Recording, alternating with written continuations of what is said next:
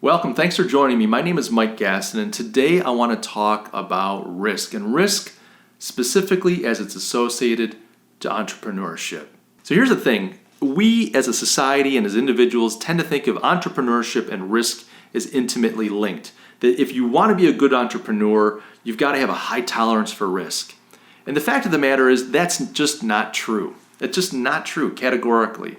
So if you're someone today that wishes that they were in business for themselves, you're working for someone, you hate your job, you just don't enjoy what you do, and you say, I wish I could be in business for myself. Well, I want to encourage you today that you don't need to be a risk taker. In fact, what you need to be is a problem solver. Entrepreneurs are great at mitigating risk. That's what they do. They learn to eliminate or mitigate or minimize risk, and they do it by solving problems. You see, a true risk taker is someone that just covers their eyes and jumps off the cliff and hopes that they're going to land safely. Well, I think 9 times out of 10, 10 times out of 10, someone jumps off a cliff, it's going to end poorly. That's not taking smart risk. That's just being stupid. It's the same for gambling. True risk takers are gamblers. They're relinquishing control over their future, and they're just rolling the dice hoping that the right numbers come up. That's someone that has a high tolerance for risk. They're just out there doing something crazy that likely will end poorly, but they're hoping that it's going to end well. There are risky things that you can do out there. You can race cars, you can fly airplanes, but you get into any of these things that we think of as high risk, and you will see all these systems and procedures and equipment and processes and ways of doing things that are designed to mitigate those risks. So if you're sitting in a job right now and you're saying, yeah, I don't have what it takes, right? It's scary. You got to be a risk taker if you want to be in business for yourself. Someday I'll make the jump, but not right now. I want to share an idea with you that might change your perspective. You see, I think what we're doing in this whole conversation about risk and entrepreneurship is we're mixing up risk with the real thing that's going on here, and the real thing is control. You see, entrepreneurs have control over their life. When you work for somebody, you are relinquishing a level of control in your life. You're saying, look, I'm going to allow you to control my time. I'm going to allow you to dictate my behaviors, my focuses, the things that I pour my life into for at least an 8-hour period every day. But in return for that, you're going to give me a steady paycheck. You're going to give me some benefits. You're going to give me stability. So what people are really looking for in their life is stability, and stability is a control issue. Entrepreneurship is the act of giving yourself control over your own life. Now, and I'm not saying that if you choose to be an employee that you're somehow a weak person or that you're foolish. Entrepreneurs need employees. There needs to be a symbiotic relationship between people that want full control over their life and people that say, look, I don't want to deal with that. I don't want to try to start my own business. I don't want to try to take on the world. I have other things that I'm interested in, other things that I want to pour my time into. So I'm willing to be part of this team. Tell me how I can contribute. Please remunerate me fairly. And we're all happy. So this isn't about looking down our noses at people that don't want control over their lives. But I want to disabuse you of this idea that entrepreneurship is tied to risk.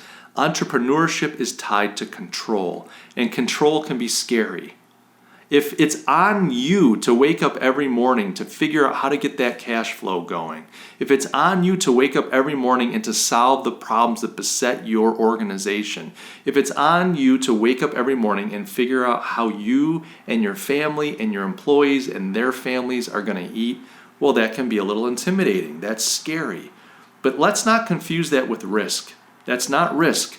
That's a willingness and a comfort level and a desire to have control over your life. And I want to encourage you, if you're one of those people that wants to be in business for yourself, or you're someone that's a solopreneur that wants to grow your business, don't be fearful. People have been running businesses since someone figured out that you could trade seashells for a fish. We've been transacting with people in each other for centuries and centuries. We've been doing business for millennia. So this isn't something new. You're not having to reinvent the wheel. There are tons of resources. There are thousands of years of history of mankind conducting business. There are hundreds of years of documented practices as we've gotten more sophisticated around things like record keeping and financial instruments like money and cash and ways that we account for things and technology. And there's just so much out there. So there's all this history of information and ideas. There are millions of people that are in business for themselves right now, and many of those people love sharing their thoughts and ideas, and they love to help other entrepreneurs. There are all kinds of resources available here, this YouTube channel and others. There are books, podcasts. There's so much out there. If you are the kind of person that wants to be in business for yourself, I want to encourage you, you can do it. You have to come to terms with the idea of having full control. But if you're willing to take on control, then it's a matter of disciplining and focusing your behaviors and your habits and your efforts on how to solve problems. Identify the right problems and solve them. You'll never go wrong. And you will learn how to eat day to day. Now, I want to share one other thought, and that is it's probably more risky to be an employee than it is an entrepreneur. And here's why. If you've given yourself permission to take control over your life, you can get up every morning and figure out what you need to do to make things work. You have control. There's no risk in you having control. You've taken responsibility for your life. You've taken responsibility for your income, for your behaviors, what you focus your time on, for your career. No one else can control that. No one can fire you. No one can cut your pay. No one can throw a curveball. No one can undercut you. You don't have to worry about backstabbing and politics and being passed over for promotion. You've taken control. But if you're an employee, you're at the mercy of other people. You see, as an employee, you could walk in on Monday morning and be let go. And you never saw it coming. It happens to people. We all know people who have lost their jobs and they were stunned. We know of other people who know, yeah, I'm going to lose my job soon, and they spend months waiting for the axe to fall. It's agonizing. It's stressful. So don't buy into this idea that being an employee is safer and it's more stable. There is an illusion of safety. There is an illusion of stability. But that's only because you've relinquished control to somebody else. And because they have control, they can have a big impact on your life. Now, sometimes that impact can be fantastic. They could sit you down on Monday and say, hey, Susan, we're really impressed with what you're doing. We want to promote you. We're going to double your income, and we're giving you the Northeast Territory to manage. And that's amazing. It transforms your life. But they can just as well come in and say, Susan, you're a fantastic employee, but Bob from accounting has been embezzling for the last 3 years, and we're missing $500 million, and we've got to shut the company down, and I'm so sorry to have to tell you this. Now, those are two extreme examples, but there are many examples that are more realistic that you've experienced yourself or you know people have gone through. So don't think that entrepreneurship is risky. It's not risky. It's scary because you are taking control of your life and your future, your income, and that can be hard at times, but many people are doing it now. Many people have done it before you, and there are tons of resources and things that can help you succeed. You're not reinventing the wheel.